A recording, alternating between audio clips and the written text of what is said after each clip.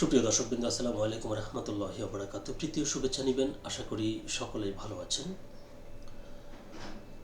আসন্ন ত্রয়োদশ জাতীয় সংসদ নির্বাচনকে কেন্দ্র করে প্রার্থীরা যখন নির্বাচনী প্রচারণায় তাদের গুরুত্বপূর্ণ সময় ব্যয় করছেন, তখন একটি প্রশ্ন আস্তে আস্তে বড় হয়ে দেখা দিচ্ছে। সেটি হচ্ছে কেন্দ্রে ভোটার উপস্থিতি। অর্থাৎ এমনিতেই দেশের একটি বড় রাজনৈতিক দল, সেটি হলো আওয়ামী লীগ, তারা নির্বাচনের বাইরে রয়েছে এবং বিএনপি তার জোট নিয়ে নির্বাচনে অংশগ্রহণ করছে এবং জামায়াত তার জোট নিয়ে নির্বাচনে অংশগ্রহণ করছে। তো এরকম একটি প্রেক্ষাপটে কেন্দ্রে ভোটার উপস্থিতি ঠিক কীরকম হবে বা হতে পারে সেটি নিয়ে আগাম শঙ্কা প্রকাশ করছে অনেকেই। ধরুন, আমি যদি আমার এলাকার কথা বলি, অর্থাৎ আমি যে স্থানটিতে আমি রয়েছি, আজকে 25 তারিখ, অর্থাৎ প্রায় 4-5 দিন হয়ে গেছে নির্বাচনী প্রচারণা শুরু হয়েছে। কিন্তু আমার এই স্থানটিতে বড় যে রাজনৈতিক জোট অর্থাৎ বিএনপি, তাদের কোনো প্রচারণা আমার চোখের সামনে এখনও পড়েনি। এবং এমনিতেই এই নির্বাচনে পোস্টার নিষিদ্ধ।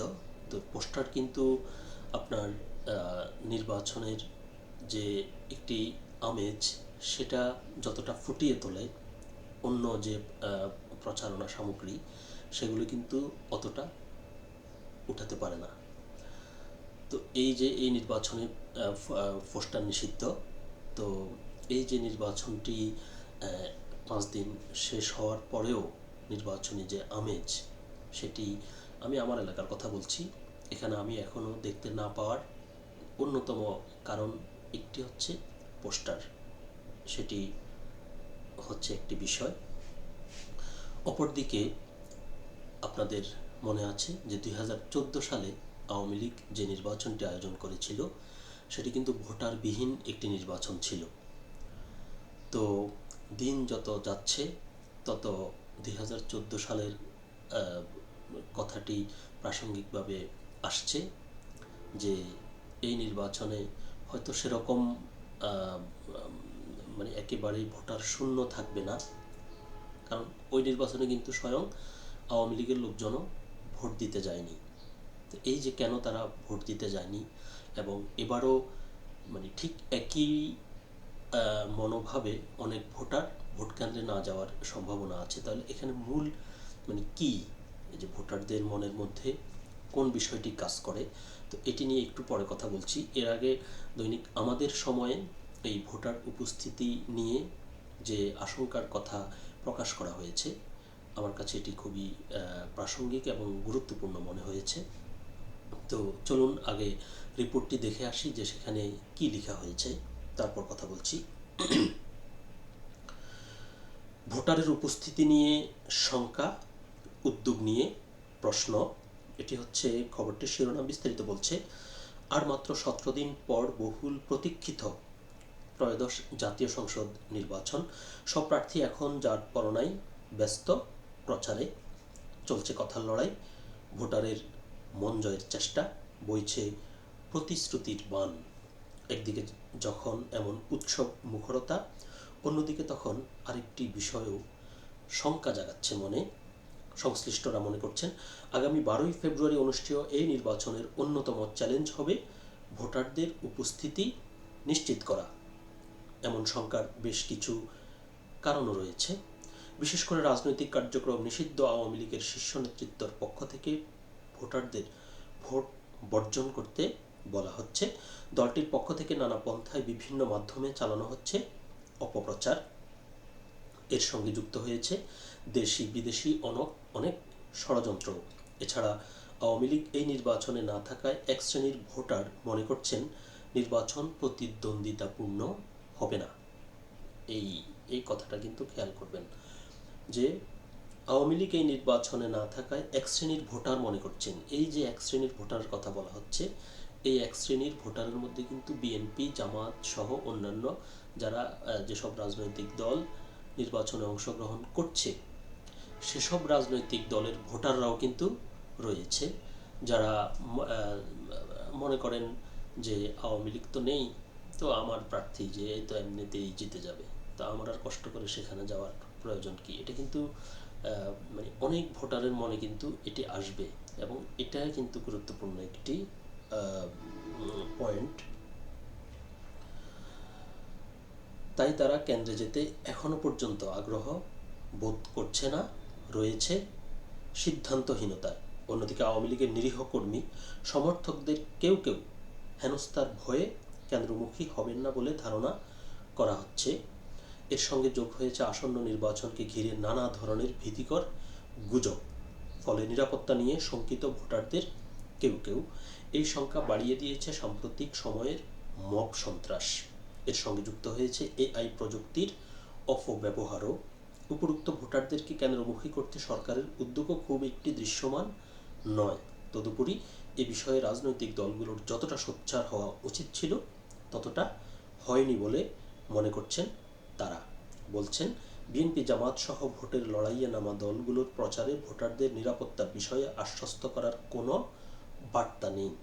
শুধু দেশেই নয়, ত্রয়োদশ জাতীয় নির্বাচনকে বিশ্ব দরবারে গ্রহণযোগ্য করে তোলার ক্ষেত্রেও ভোটারের উপস্থিতি হবে একটি বড় মানদণ্ড।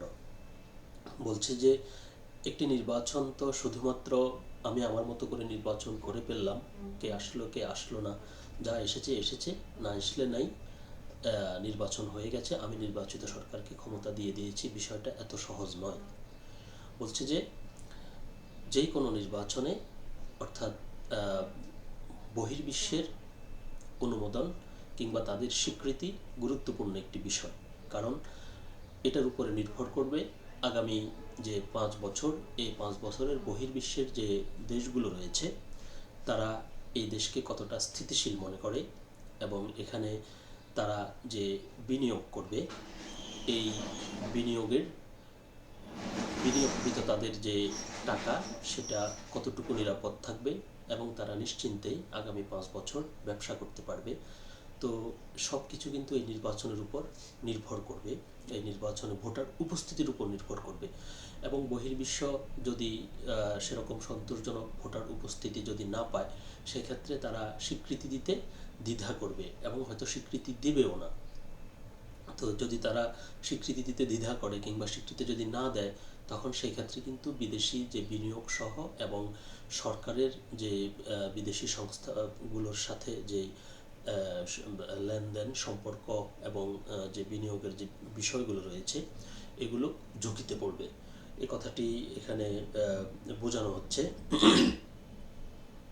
2014, 2018 ও 2024 সালের ভোটারবিহীন নির্বাচন নিয়ে এ কারণেই দেশে বিদেশে প্রশ্ন উঠেছিল, হারিয়েছিল গ্রহণযোগ্যতা। আওয়ামী লীগের শাসনামলে অনুষ্ঠিত ভোটারবিহীন ওই 3টি নির্বাচনকে বলা হয়ে থাকে বিনা ভোট, রাতের ভোট এবং ডামি ভোটের নির্বাচন। ভোটে অংশগ্রহণকারী দলগুলো অবশ্য মনে করছে অতীতের 3টি নির্বাচনের তুলনায় এবার ভোটার উপস্থিতি বাড়বে। বিশ্লেষকরা মনে করেন ভোটের পরিবেশ ভালো থাকলে ভোটার উপস্থিতি বাড়বে। তবে কোনো কারণে রাজনৈতিক পরিবেশ উত্তপ্ত হলে, ভোটারের নিরাপত্তার ঝুঁকি থাকলে এর নেতিবাচক প্রভাব পড়বে ভোটার উপস্থিতিতে।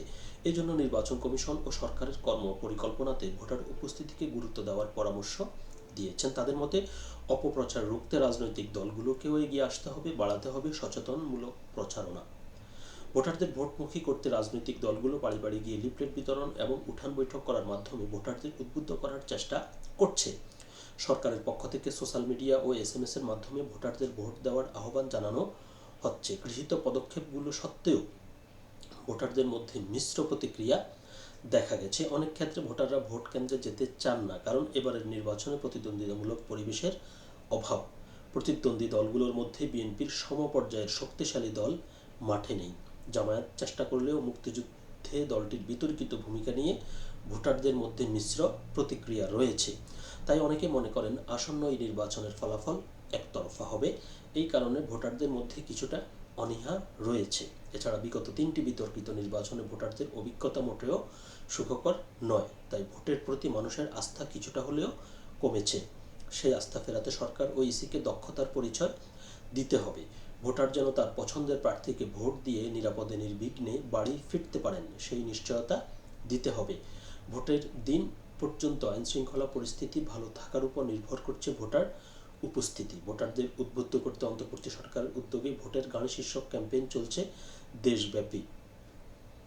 অন্যদিকে ইসিও ডিজিটাল প্রচারণায় ভোটারদের আকৃষ্ট করার চেষ্টা করছে, কিন্তু নির্বাচনী প্রচারে জাতীয় নাগরিক পার্টির প্রার্থীরা নির্বাচন কমিশনের ভূমিকা নিয়ে প্রশ্ন তুলেছে। তো রিপোর্টটি আরও অনেক দীর্ঘ, আমরা আর পুরোটা রিপোর্ট পড়ছি না। অর্থাৎ এটার যে মূল বক্তব্য বা মূল যে বিষয়টি, সেটি হলো সবচেয়ে গুরুত্বপূর্ণ। এখন এখানে প্রাসঙ্গিকভাবে আরেকটি কথা বলতে হয়, সেটি হচ্ছে যেহেতু আওয়ামী লীগ ভোটের বিপক্ষে এবং তারা ক্যাম্পেইন করছে যে নো ভোট নো ভোট, অর্থাৎ ভোট মানে হচ্ছে নৌকা, তাদের নৌকা যে ইয়েতে নেই, ব্যালটে নেই, সেই ব্যালটে নির্বাচনে আওয়ামী লীগের লোকজন যেন অংশগ্রহণ না করে। তো আওয়ামী লীগের লোকজন নির্বাচনে অংশগ্রহণ কি করবে না, সেটি অনেকগুলো বিষয়ের উপর নির্ভর করবে। তো সেটি অন্য আরেকটি ভিডিওতে সেটি বিস্তারিত আলোচনা করব। কিন্তু এখানে সব যেটা আগে বলছিলাম যে সবচাইতে আশঙ্কার জায়গা হচ্ছে যে স্বয়ং বিএনপি এবং জামায়াতের সব ভোটার, কথাটা কিন্তু খেয়াল করবেন, আমি সব ভোটারের কথা বলছি, যে সব ভোটার নির্বাচনে অংশগ্রহণ করবে কিনা, তারা ভোটের দিন ভোট কেন্দ্রে যাবে কিনা, এটি হচ্ছে বড় প্রশ্ন। তো এই যে প্রশ্নটি আমি তুললাম বা এখানে বলা হয়েছে, এটি আওয়ামী লীগ সরকারের 2014 সালের নির্বাচনের সময় যেটি হয়েছিল সেটির সাথে এটির একটি মানে আশঙ্কা করা হচ্ছে ওই ঘটনার কথা মনে করে। কারণ নির্বাচন যদি প্রতিদ্বন্দ্বিতাপূর্ণ না হয় তাহলে সেক্ষেত্রে নিজ দলের অনেক ভোটার ভোট কেন্দ্রে যেতে চান না। ওই যে বলছিলাম, তারা হয়তো মনে করবে আমার প্রার্থী তো জিতেই যাবে। যেমন আমি আমার এলাকার কথাই বলছি, যে এখানে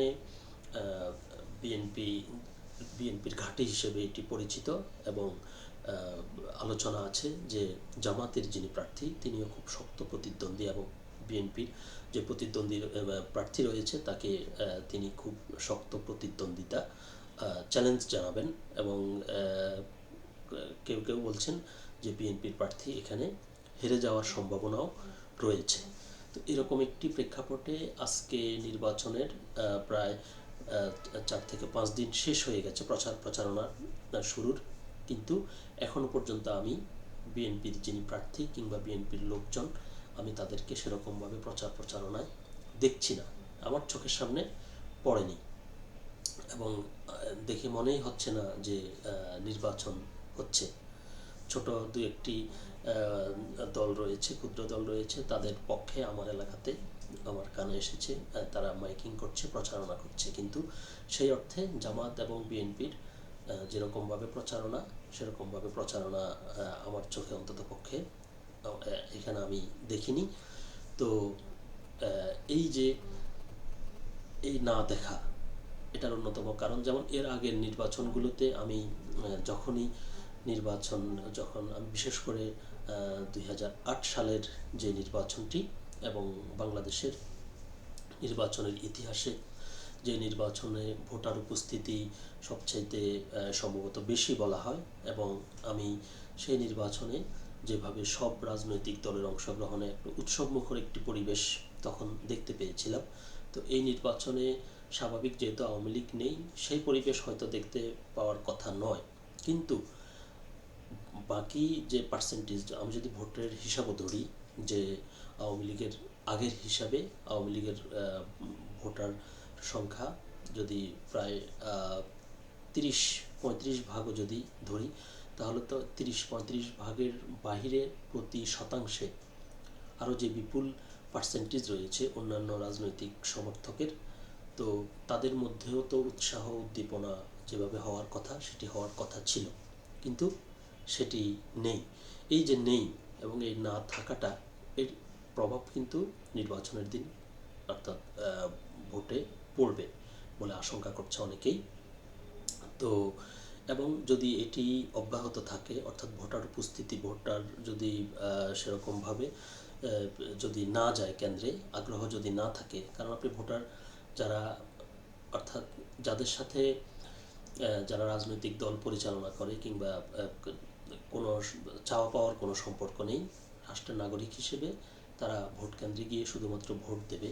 তো তারা যদি সেরকম প্রতিদ্বন্দ্বিতা না দেখে নির্বাচনে এবং তাদের কাছে যদি মনে হয় যে না অমুক প্রার্থী জিতে যাবে বা আমি ও তো এমনিতেই জিতবে, আমার আর যাওয়ার কি দরকার, এরকম তার মতো এই মনোভাবের ভোটারের পরিমাণ যখন বেশি হয়ে যাবে তখন কিন্তু ভোট কেন্দ্রে এর প্রভাব পড়বে, অর্থাৎ ভোটার উপস্থিতি কম হবে।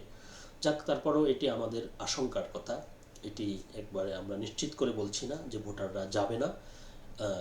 তো অর্থাৎ সামগ্রিক লক্ষণ দেখে আমাদের কাছে সেটা মনে হচ্ছে, বাকিটা 12 তারিখেই আসলে বোঝা যাবে। এর মধ্য দিয়ে সরকার ও নিশ্চয়ই আরও ভোটার উপস্থিতি বাড়ানোর জন্য তার উদ্যোগ সে আরও দৃশ্যমান করবে এবং রাজনৈতিক দলগুলো বিষয়গুলো ভাবনায় নিয়ে তারাও এটি নিয়ে কাজ করবে। আমরাও চাই যে একটি সুন্দর সুষ্ঠু ভোট হোক এবং ভোটের মধ্য দিয়ে একটি নির্বাচিত সরকার ক্ষমতায় এসে দেশটাকে স্থিতিশীল করার চেষ্টা করুন। তো সকলে ভালো থাকবেন, সুস্থ থাকবেন। আল্লাহ হাফেজ।